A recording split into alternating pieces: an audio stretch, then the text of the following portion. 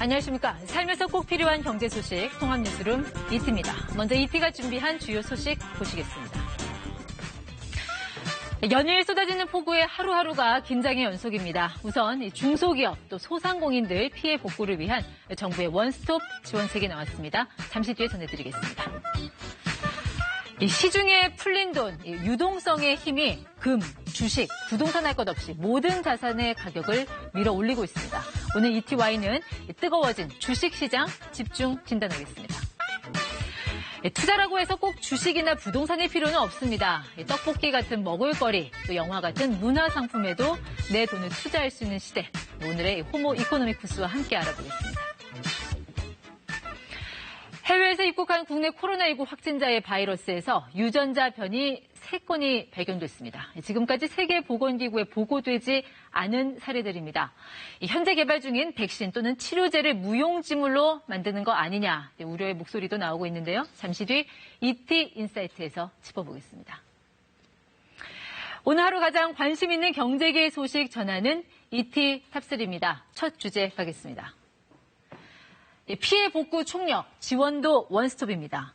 자, 하루하루 하늘만 쳐다보는 나날이죠. 연일 이어지는 폭우에 피해도 갈수록 불어나고 있습니다. 정부가 원스톱 피해 지원에 나섰습니다.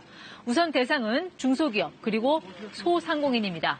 이 업체들이 개별 기관을 일일이 방문하지 않고 정부 합동 현장 지원반에 피해 상황을 신고하면 피해 확인과 자금 신청까지 원스톱으로 지원하기로 했습니다.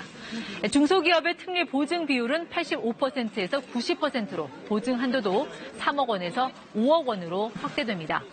전통시장 내 침수된 가전제품은 무상으로 수리받을 수 있습니다. 문 대통령은 기록적인 폭우에 따른 피해를 언급하며 안타깝고 비통한 마음이라고 말했습니다.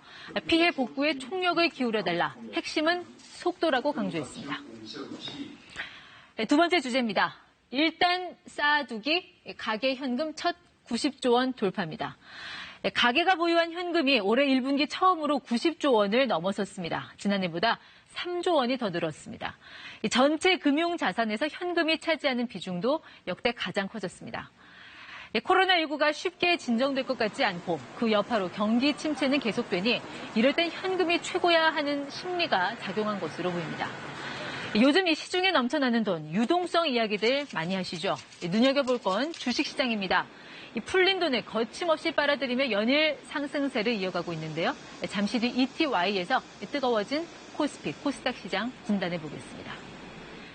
세 번째입니다. 교회에서 시장으로 또 집단 감염입니다.